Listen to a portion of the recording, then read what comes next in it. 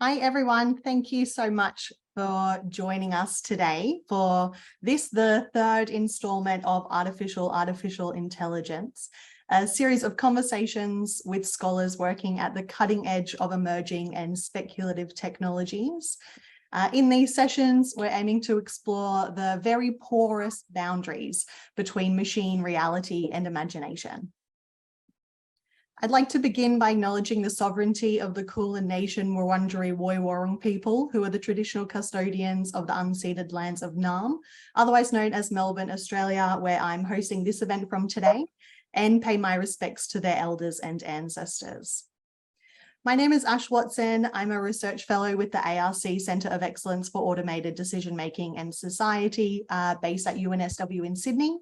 I'm coming to you from Naarm today because I am here attending the World Congress of the International Sociological Association this week.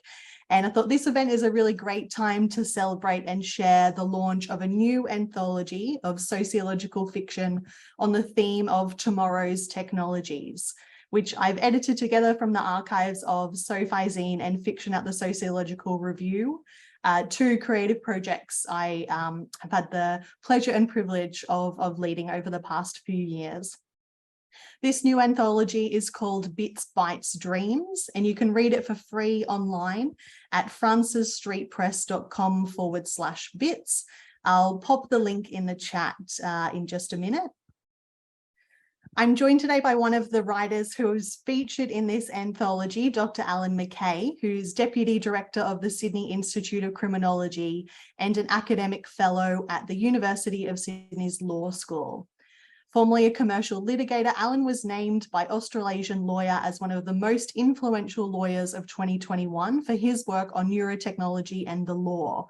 And it's this work he's going to share with us today, as well as some of his reflections on his short story, Vulcan, which you can read in Bits, Bytes, Dreams.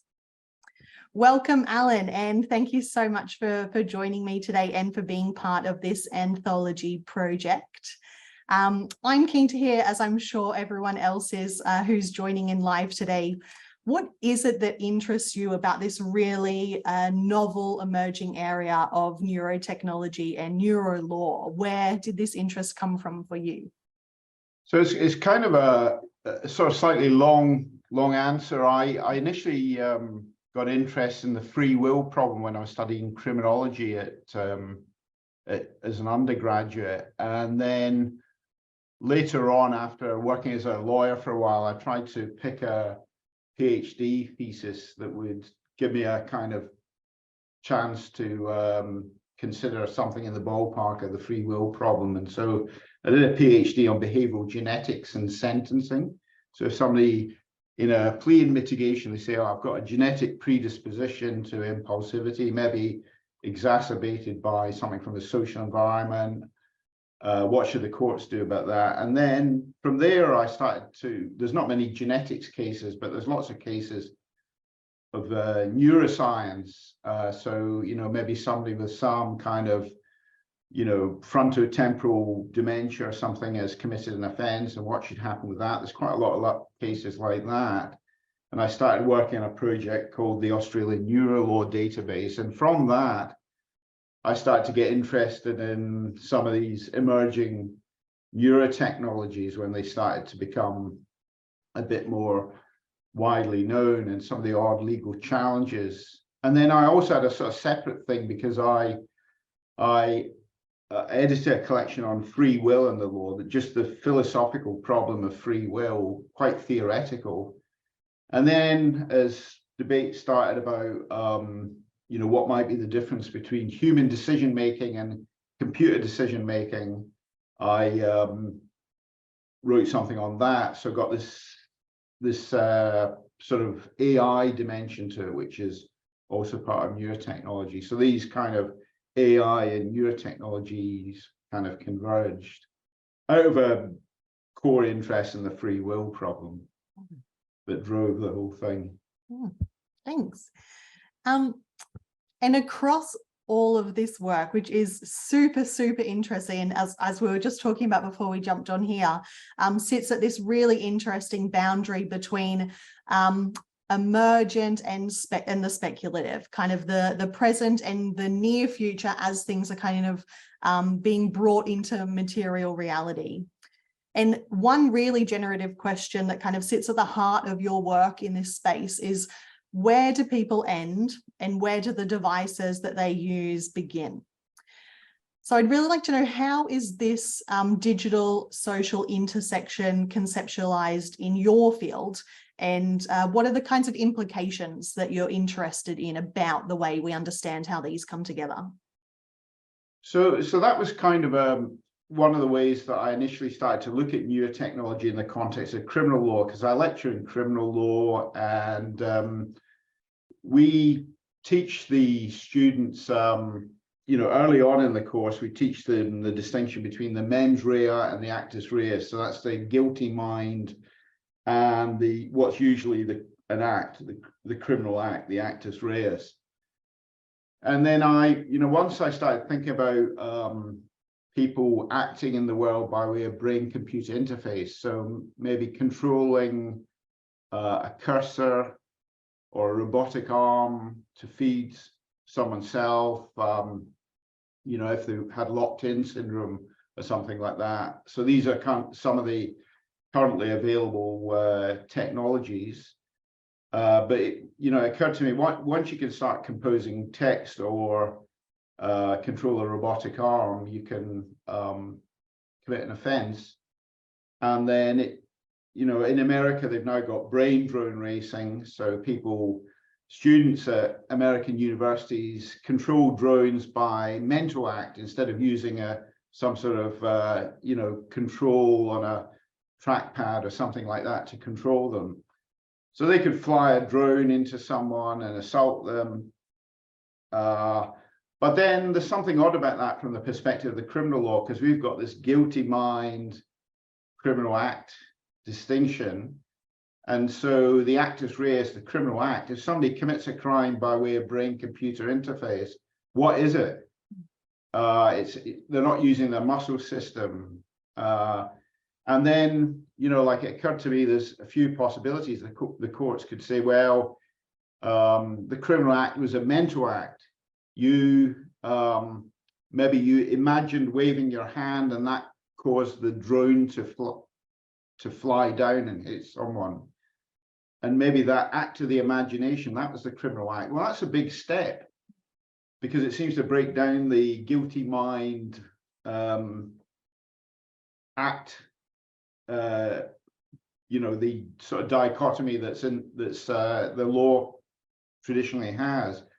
Or they could say, well, when you imagine waving your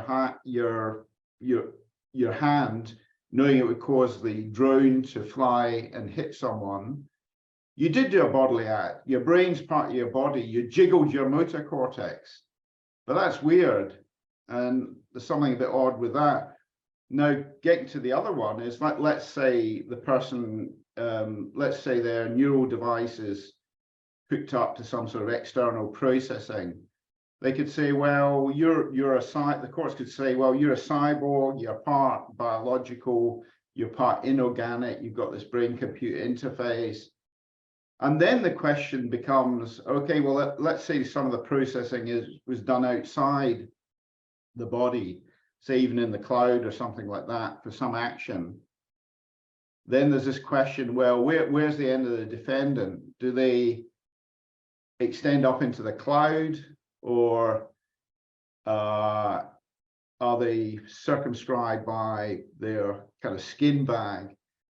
So there's something odd about somebody acting by way of brain-computer interface for a number of reasons, and that was the initial thing that I wrote about in terms of brain-computer interfaces.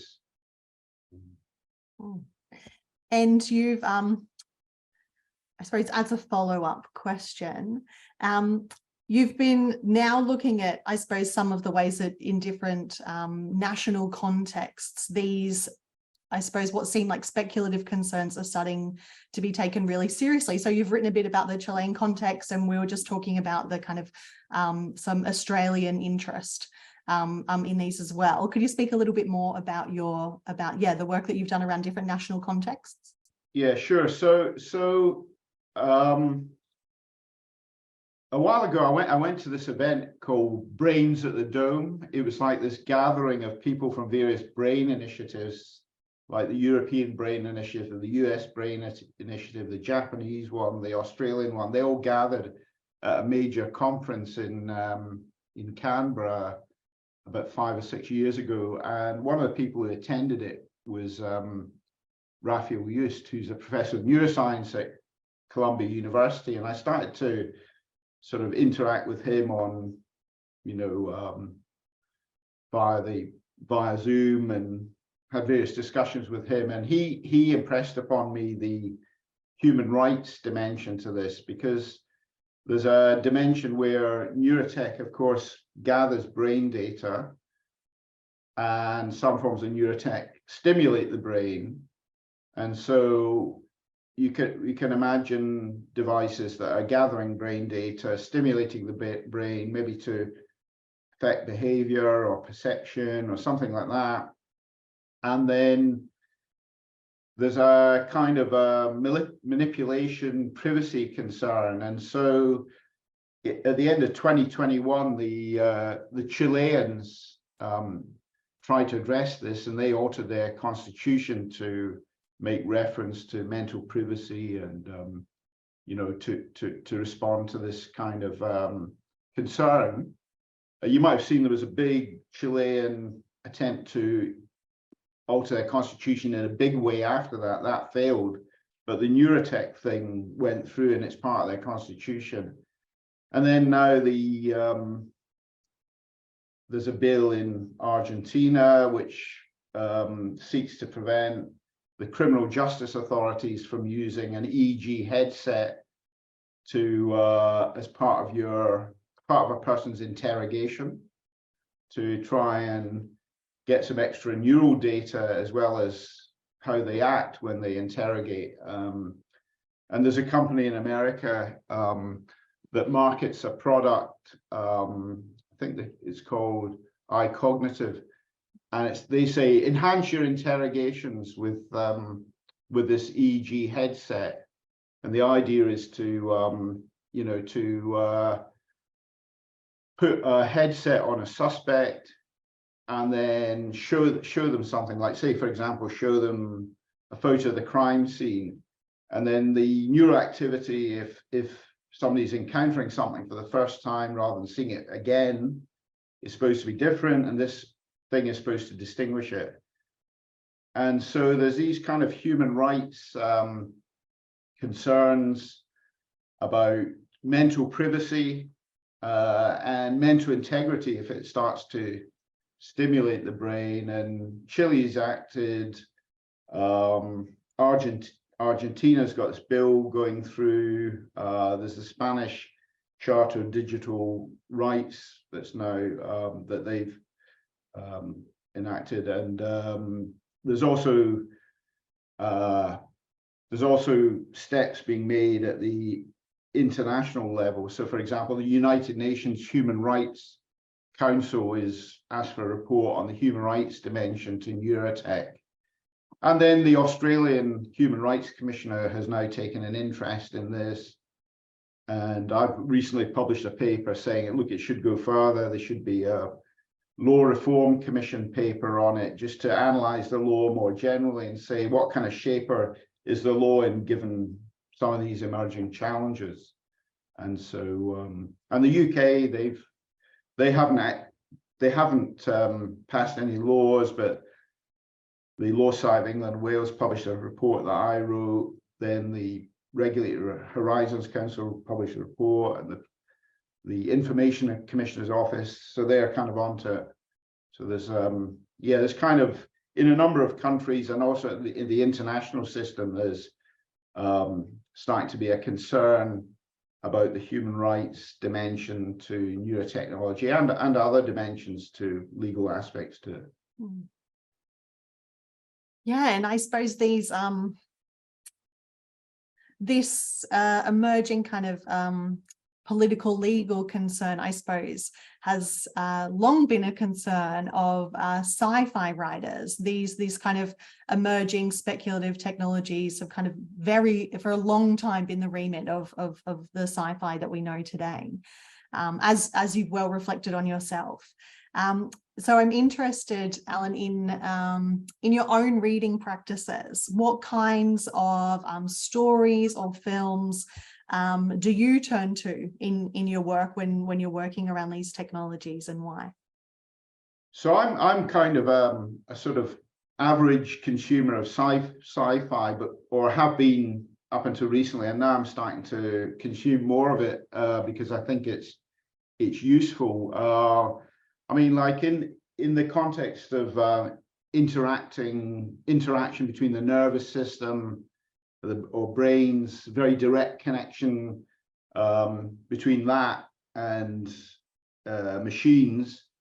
Something like the Ghost in the Shell franchise is quite interesting, and it's also got this criminal justice dimension, because there's kind of some people who are somewhat unenhanced, others that are neurotechnologically enhanced, and there's robots as well. So there's kind of, you know, humans, cyborgs, robots, all in this kind of criminal justice context, and they're doing things like hacking into people's brains and controlling people's behavior or influencing them by way of hacking their neural devices. And so this is kind of quite an interesting thing, you know, from the purpose of, you know, from the perspective of somebody who's interested in neurotech and criminal justice. And then of course there's you know, there's Black Mirror has in all manner of many episodes that's quite a strong neurotech theme, and issues of consent and privacy and even torture in Black Mirror. And then there's quite a good Australian, I think it's Australian film, or made by the producer, I think was Australian, the writer maybe, film called Upgrade, where neural devices, there's a question about the responsibility of a person who is who engages in some kind of act, like, say, for example, killing someone, but the neural devices had a very large role in it, and there's a question about, you know, how responsible is the person with the neural device, given that the neural device is somewhat autonomous. So there's, you know, there's quite a lot of, as you say, like, you know, sci-fi writers have been thinking about neurotech for ages and ages and ages, and these are just some that I think are of interest to me, mainly because of the sort of from the criminal justice dimension to it. Thanks. Let's talk about your own creative writing. So how did your short story Vulcan, which is, as I said, one of the featured pieces in Bits, Bytes, Dreams, how did this story come about for you? What was the inspiration behind it? So this I find quite a little bit strange, this story, because what happened was, you know, around, I think it was around 2007 or 2008, I wrote an earlier version of the story under a different name. It's called Our Debt to Vulcan. And the way it happened was, you know, I was kind of, it was a, you know, for a number of reasons, it was a bit of a stressful time, and I was flying back to Scotland, and on the plane I was thinking about the views of a free will philosopher called Robert Caine, and I kind of sort of constructed a sort of philosophical thought experiment in mind, and I actually can't remember why. I remember why I was interested in Robert Caine's work on free will, but I can't really remember why I constructed this kind of thought experiment. And then when I got back to Scotland, one of my friends said he was going to enter into a short story competition at the National Gallery that was run by the National Galleries of Scotland. And I thought, look, that will kind of, maybe that will kind of divert me, you know, be a diversion from some of my worries. And so I decided to do it. And also it's good to, I like to sort of try something different, you know, and, you know, so anyhow, I thought, right, I'll enter it too. And so my friend entered it, I entered it, my mum put a poem in, and, you know, a few of us all entered this this competition. And the thing I picked was as a sort of focus. So you had to pick something that was in the permanent collection. And one of its striking sculptures in the permanent collection is in the Dean Gallery in Edinburgh, and it's called Vulcan, and it's by Scotland's sort of best recent sculptor, Edoardo Palozzi. Obviously, it's from an Italian background, born in Leith in Scotland, and he's done this massive sculpture. And I thought, right, that's a good thing. You know, I love the sculpture. I think it's amazing. It's massive. It's on 2 levels of the gallery. You know, it's a huge thing. And but also the Vulcan story, the sort of mythical story, you know, so Vulcan in Roman mythology was, you know, a god of fire, and metalworking is a kind of technological dimension to it. And then there's a sort of follow on, and, you know, there's also a sort of classical Greek iteration in which Hephaestus is that's Vulcan, is lame and with a disability.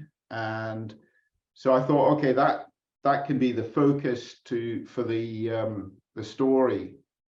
And then I constructed this story that was kind of a merging of a thought experiment. At that time, I was aware about hospital brain scanners. I was aware of neuroscience, but I wasn't aware of some of these advanced brain-computer interfaces and that kind of thing that have become a big focus for me. So it was more sci-fi back then. And then so I wrote the story and explored the free will problem in a kind of technological context, which seemed more sci-fi. And the strange thing about it is that, you know, that was 2008 that was first published, the earlier version, and then it's now doesn't seem so sci-fi, you know, it's kind of, and what's more, I'm working on it.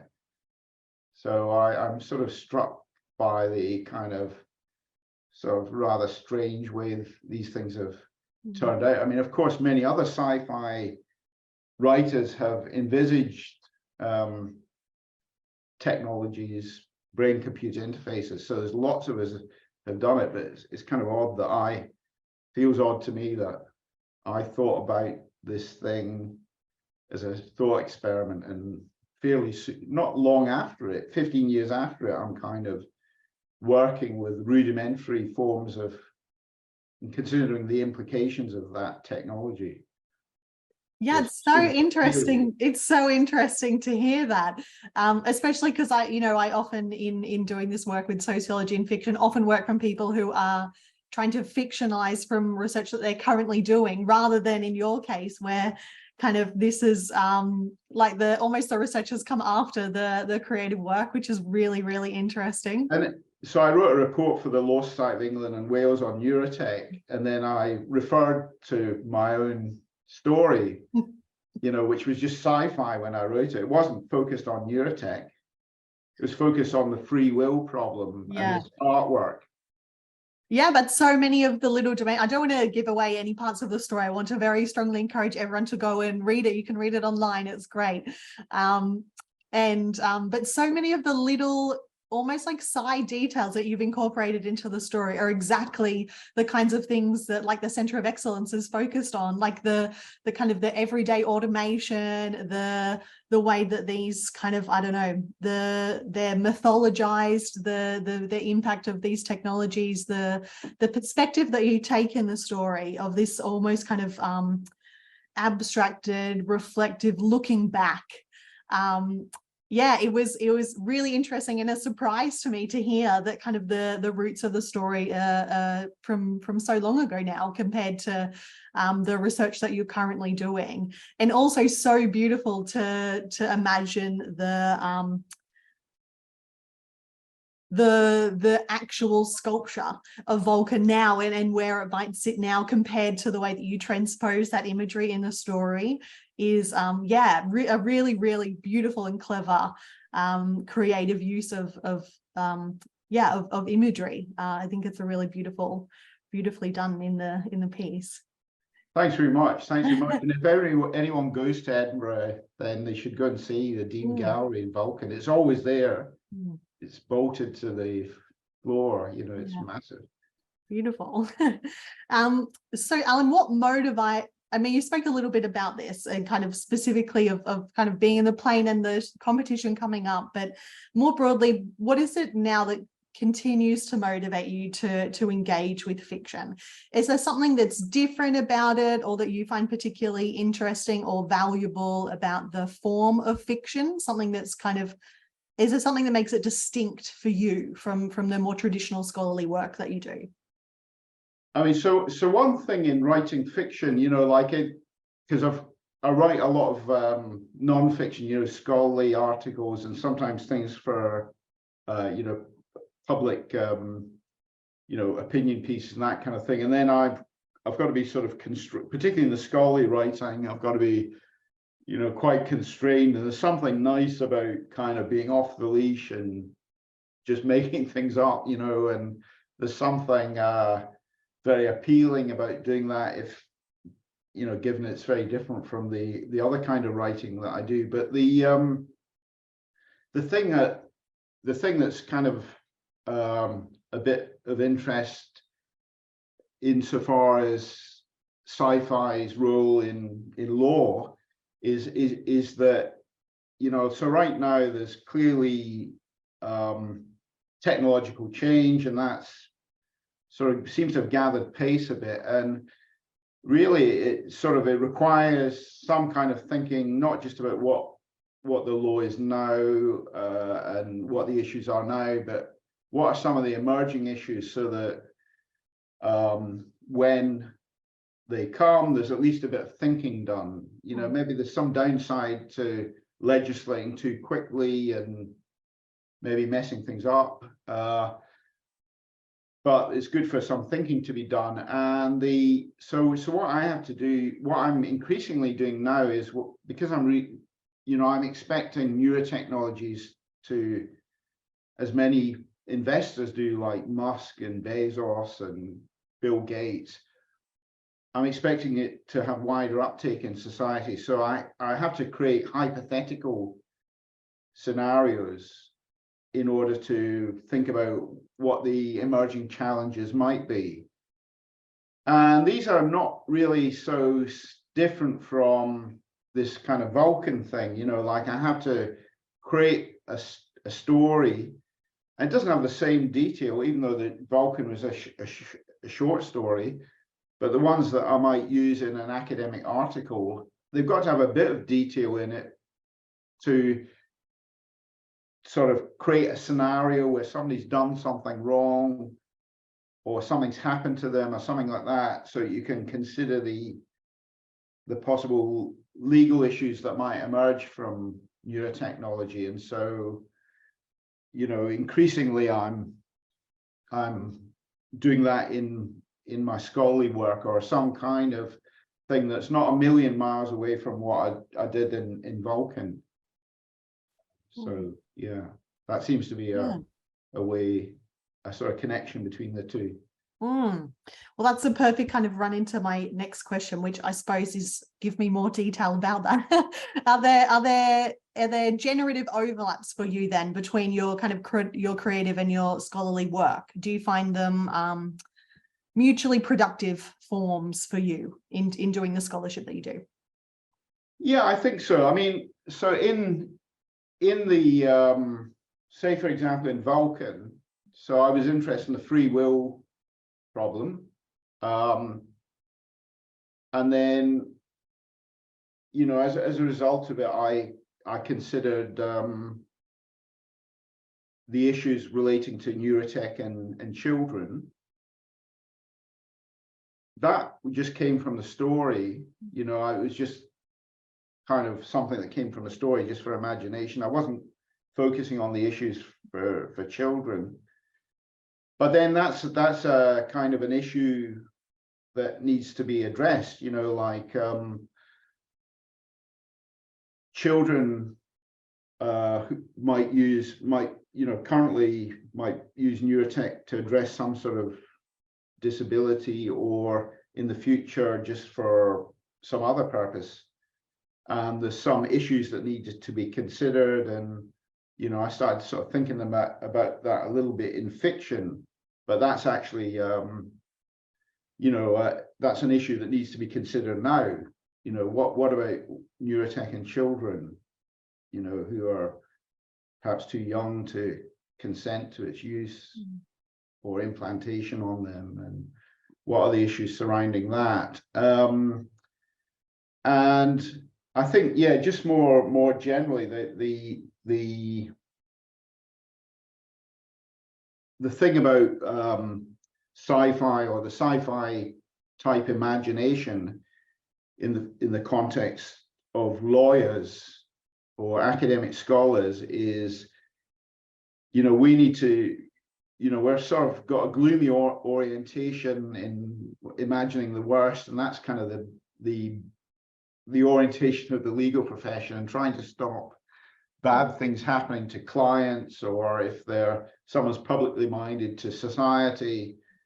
And there's something useful about either producing science fiction or consuming it that alerts to possibilities that are kind of extrapolations maybe of current trends, and that helps think about what ought to be done. I mean, even say a practitioner, let's say a practitioner maybe acting for a tech client, you know, that tech client might want to know not just what's the law now, they might want to know where's it going. You know, okay, so maybe they're engaged in some sort of neurotech production of a device or something like that. And what's likely to happen is there's going to be some kind of regulation is going to come.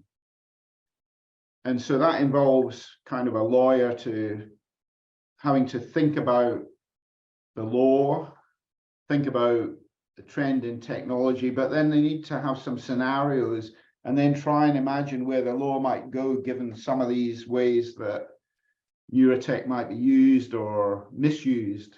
And so the whole thing is kind of, I think is sort of increasingly useful for legal scholars, legal academics in a time of technological change. That's a really nice way of putting it, Allan. I guess I hadn't really considered it in terms of the legal profession, but I've certainly seen in other spaces, kind of science, engineering, and tech development, that so much of the work is this kind of speculation is so much a part of the core business of being able to kind of do the work in a forward-facing way. So yeah, it's really interesting seeing that in this space as well. It's kind of the counterbalance to that, because let's say an engineer that's inspired by a sci-fi story, as you know, so many have been, and they try and produce this thing that was in the sci-fi story. I mean, they're kind of excited and enthusiastic, and they might need a sort of gloomy lawyer imagining the worst as well, to kind of just get a bit of a more even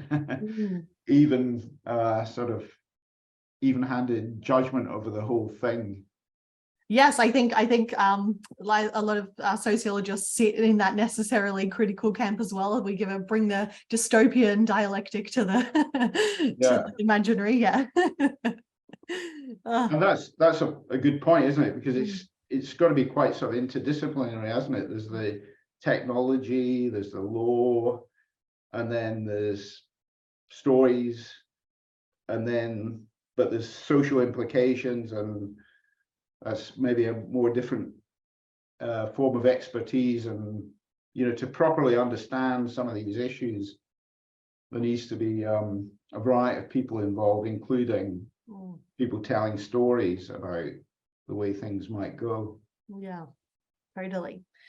I think that's one of the key things that I love about the anthology as a collection. Each of the individual works for me do something really interesting between the kind of literary qualities that they bring to the work, but also the conceptual qualities. And this kind of operates both at the story level for each of the stories, yours included, Allan, and across the collection as a whole, which I really like. A real kind of interdisciplinary conceptual engagement with the kind of the digital future. On the literary side, so I first published Our Debt to Vulcan in 2008, and I wasn't at that time. I felt like I wasn't as good. I'm a better writer than I am now, and I looked at it and I felt like it wasn't really doing the thing that I wanted it to do properly. But I still like the story, and that was the motivation for rewriting it, I guess. And also I could rewrite it a little bit with a little bit of a sense of the trajectory that was actually emerging. So that was quite interesting. That a trajectory had started to emerge more clearly than in the first version of it. Yeah. Well, I'm so glad that you did revisit it, and that it's a part of this anthology collection. We do have time for questions. There are a couple of things in the chat already. Thanks so much, everyone, for your engagements. If you do have questions, please do. You can share them in the chat. You can turn up your camera, unmute your microphone and ask it directly. Brooke has shared, in case others haven't come across it, Mana is a fantastic fictional short story that came out in 2003 that imagines two trajectories of the digital future. Wonderful. We'll check that out. Thanks for sharing. Thank you. Yes, Sebastian?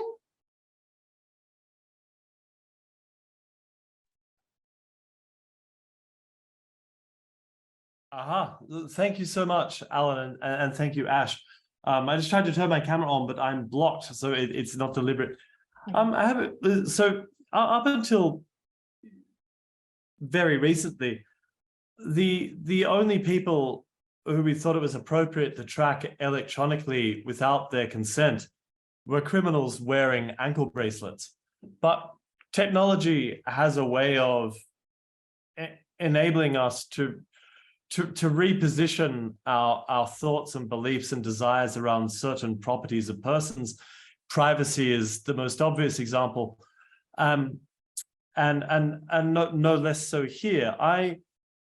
I'm struggling to find friends of mine with teenage children who don't insist now, whether the teenagers like it or not, that they leave location tracking on their phones.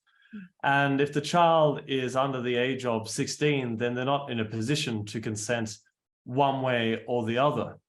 So I'm wondering, like right now, I'm wondering where a teenager would stand legally if, say, they were 16 years old and they said, look, my mom and or dad are insisting that when I leave the house, or if I travel somewhere, that I leave location tracking on my phone. But as far as I'm concerned, I'm being stalked by my crazy parents, right? And I don't want them treating me like a criminal with an ankle bracelet. Where do I stand legally? Well, that's a good question. I wish I could answer it. Yeah, I mean, this is, I mean, it's a question sort of for the privacy laws, I guess. How intrusive is intrusive parental control? Because you can sort of imagine it going further, can't you? And you can imagine them insisting wearing a neural device just to monitor that they're not getting carried away or something like that. And I think it's a good question, because it shows, like, the law is vast, and these kind of emerging technologies, they bring up issues that affect you know, a variety of areas of law, and it really requires experts in different areas to kind of analyze it from their own perspective. My perspective is really primarily criminal law, and maybe starting to be a little bit human rights, but mostly criminal law. But the law is so vast that it's quite hard to get on top of the whole thing. And well, would it be considered stalking at a particular age? okay, there's a stalking offence. But if it's one's child, I guess, you know, it's a tricky neck of the woods. That's an interesting question. Yeah. I mean, we do actually look at the sort of fairly briefly. We look at the stalking offence in the in criminal law. I'd have to go back and think about the elements of the offence, but I can see your point, and I can see how it's a question that's worth asking. Being a cautious lawyer, I hesitate to. Yeah, and of course, societal attitudes will change as soon as the technology makes things easier as well. But we're definitely in a sort of twilight period here where anything could happen. On the sort of you mentioned the electronic monitoring, the non-consensual one. You were referring to ankle bracelets, weren't you? Yeah, I was. Yeah. So, I mean, there's a question about whether that's, you know, so somebody might in their sentencing submission say, don't send my client to jail, just give them a intensive corrections order with a condition that they do the electronic monitoring. And then it's kind of up to the offender whether they're up to agreeing to the bond. Yeah, good point. And so there's a kind of it's a bit of a coercive situation, because the alternative is going to jail.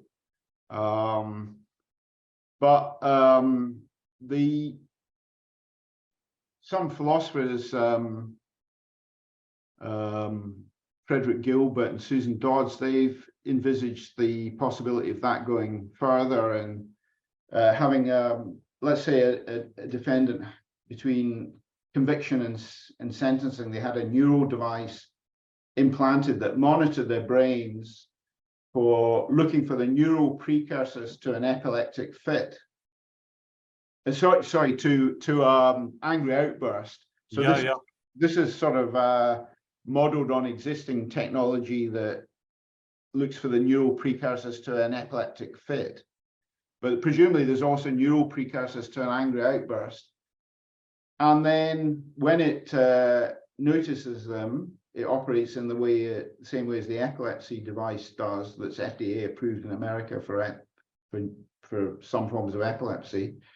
It just acts to stimulate the brain to avert the fit, or in this case, the angry outburst, to calm the offender down. Now, I can't really see why there would be anything in law that would prevent a judge from saying, yeah, I'll make that a condition of the bond. So the offender says, look, here's my suggestion, or the counsel do. I've got the device implanted already. It affects my impulse control. You're worried about recidivism. Just make this order and I'll agree to the bond. I'll agree to it. I know during the Mardi Gras in Sydney, the police were using a mood detection recognition software and in surveillance cameras. Now, whether they used them on the ground or it was just security theater, I don't know. I haven't seen any figures on the other side yet. It reminds me a little bit of the monorail episode of The Simpsons sometimes, where somebody comes in with new crazy expensive tech and everyone says, well, I don't want to be left out, you know, I've got to have that wired up. Well, look, thank you. I've just seen that Jake has a question in the chat as well as I'm just rabbiting on here. So look, Allan, look, thank you much. To be continued, but I don't want to take up the entire Q&A. So with my most sincere thanks to BC. Thanks for your question. Cheers. Thanks, Sebastian. Yes, a question from Jake in the chat. Has the human right of freedom of thought come up in your work on legal relations around neurotechnology? Yeah, that's a good question. So there's a big debate going on about the adequacy of the international human rights framework. So, you know, after World War II, the UN was formed, and they have the Universal Declaration of Human Rights and subsequent covenants that gave effect to it in international law. And there's some rights there that seem to be related to neurotech. So one's freedom of thought. There's also a privacy right. There's I think there's the covenant of international covenant of rights of a person with disabilities, where there's a right to mental integrity. There are some existing rights in the framework that might be developed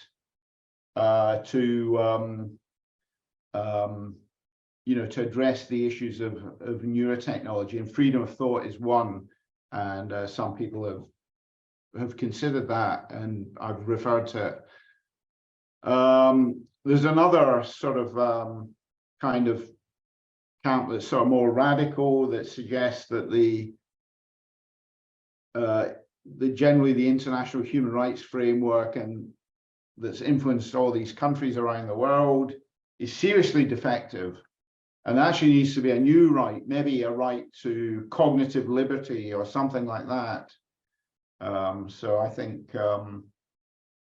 you know, there's a number of people that are putting that view. So there's a kind of a more conservative one that says things are roughly okay, and there's already some rights that are relevant to neurotech, and they could be tweaked, enhanced a bit. You know, maybe the treaty body from the International Covenant of Civil and Political Rights could do a general comment on freedom of thought and modify it to more explicitly address some of these challenges. And others say, no, that's not good enough. It's seriously defective. And that's really the thing that the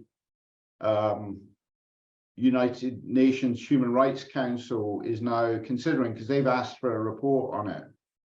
And a report's been prepared.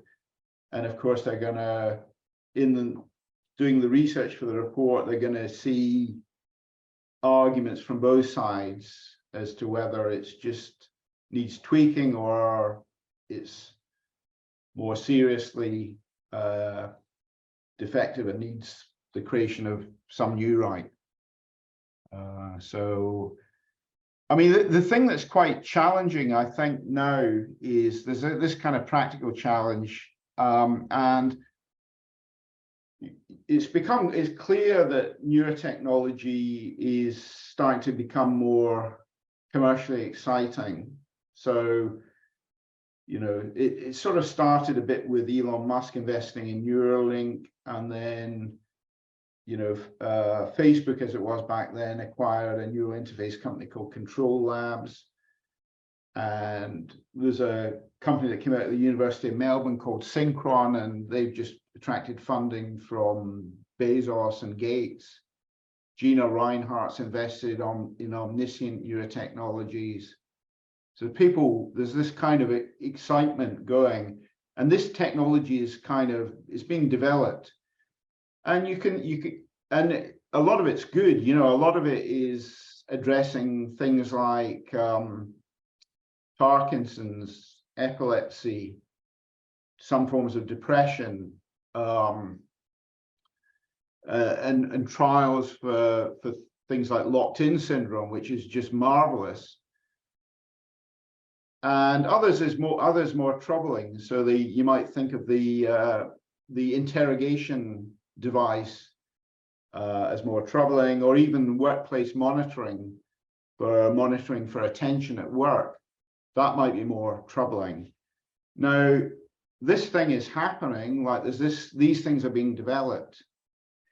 Now, you can think about another kind of technology that, a sort of AI technology that was being developed a while ago that has now got an impact on society. So let's say the kind of AI algorithms behind social media. Now, they could have been done differently. They are the way they are. It's kind of entrenched now, and now there's some problems with it. And the Chilean senator that supported the Chilean constitutional change, he made the point that, you know, I suppose he was referring to the Chileans, didn't act, or the world more generally, didn't act quickly on social media, and it cost us. And this thing is going some way. And so there's a reason to kind of act and try and get in there early. But the counter problem is it's not clear what to do. Like, people are saying, well, maybe we need a new right to cognitive liberty. Others are saying, no, we don't. The system's roughly okay. We can tweak it a bit. So there's something difficult, because don't want to botch it and then stop people with locked-in syndrome from regaining autonomy. But then we don't want to get into a situation where the horse is bolted and some kind of problem has emerged and it's no longer easy to fix it. So it's really quite a challenging problem. And, you know, Australia's Human Rights Commissioner is interested in it. And ultimately there'll probably be some kind of legislation, but that's the challenge, and it's a big one. Thanks, Alan, and thanks for the question, Jake. We have a couple of more minutes. If anybody else has another question, you can put it in the chat and I can also read it out.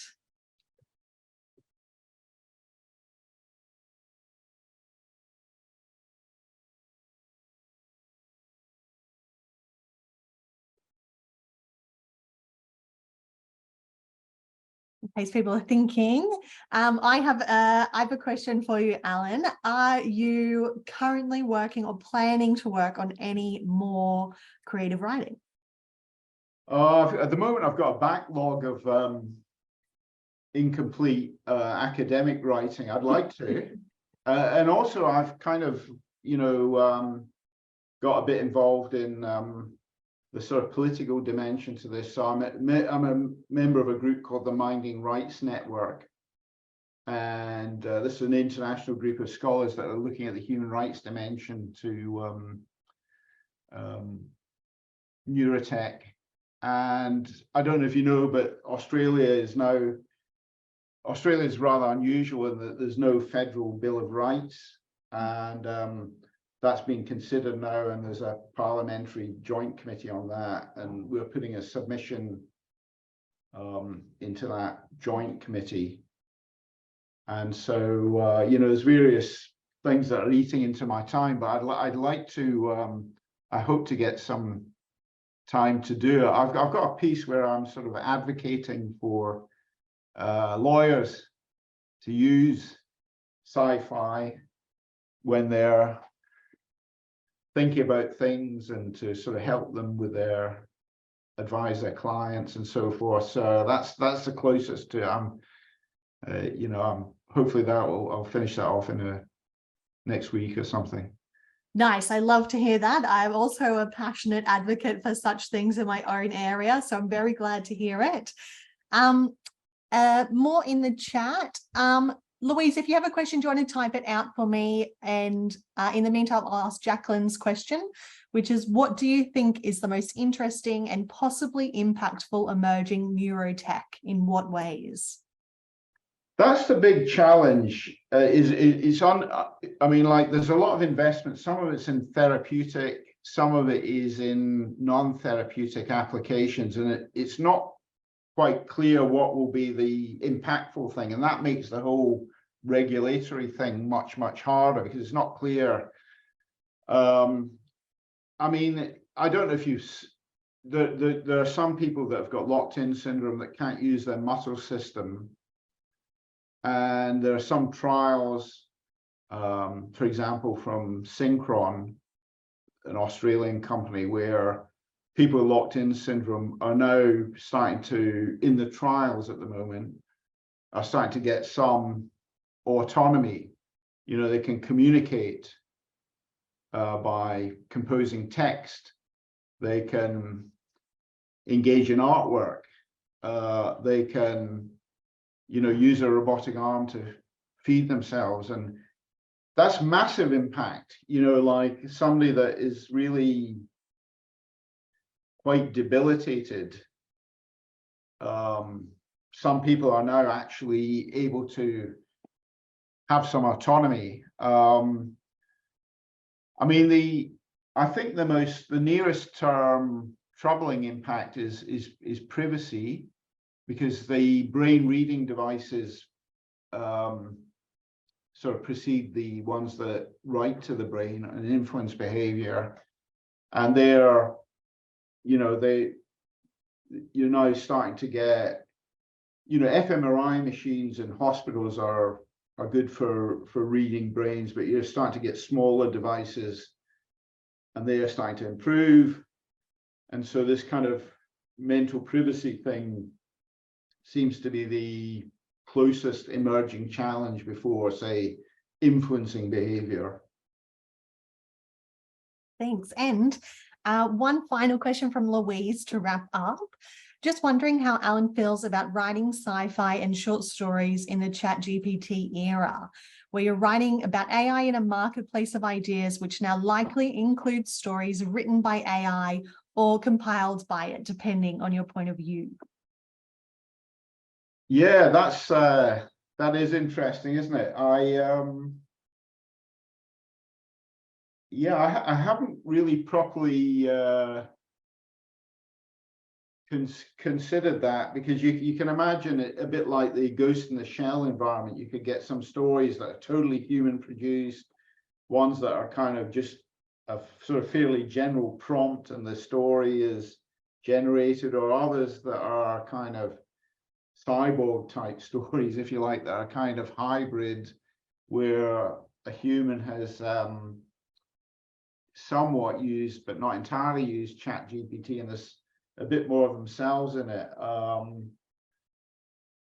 mean, it hasn't sort of dissuaded me from doing academic writing or writing popular pieces, so I can't see why it would dissuade me. And there's still the thing that, you know, one of the values of writing a short story, I guess, is self-expression. And you know, I'm not sure that ChatGPT is even if it could write a good story, it might not be able to express what I want to say in the way that I'd like to say it. And then also the other virtue of actually writing the story, I guess, is to make me think it through. You know, like you know, part of it is outward facing to produce a story that someone else will read, but part of it is, you know, this sort of helped me to think about what I think about free will. And yeah, you know, generative AI might not have such a good you know, it might not work so well for that point of view. So I'm inclined to keep going when I get a chance. Thank you so much. Thank you so much, everyone, for your questions and for joining us for this hour. Allan, it has been so interesting to hear more about your work and more about your motivations for writing and bringing these usually separate worlds of creative writing and academic scholarship together. This has been a great addition to the artificial intelligence series. Everybody, please do check out the Bits, Bytes, Dreams. Matt has thankfully linked to it in the chat. Thank you so much. You can access it online. Thank you. Thanks for the invitation, and well done in putting the anthology together. That's great. Thank you. Yes, it's always a labor of love. Thank you.